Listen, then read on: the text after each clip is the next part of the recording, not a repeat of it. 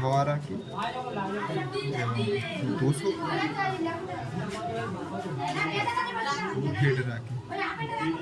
কারণ হচ্ছে বেশি হেড যদি দেয় তো সেক্ষেত্রে প্যারেন্টটা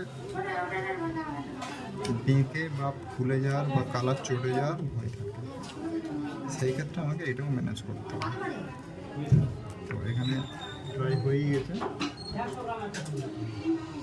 এই ক্যামেরা কাজটা একটু বেশি হিটের প্রয়োজন হয়,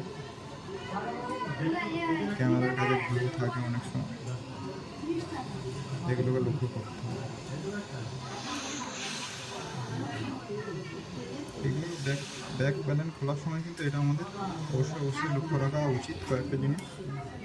সর্বপ্রথম আমাদের ফিঙ্গারপ্রিন্ট, এটাকে বাঁচাতে গেলে আগে ওটাকে লক্ষ্য করতে হবে। দ্বিতীয় অপশান আমরা যেটা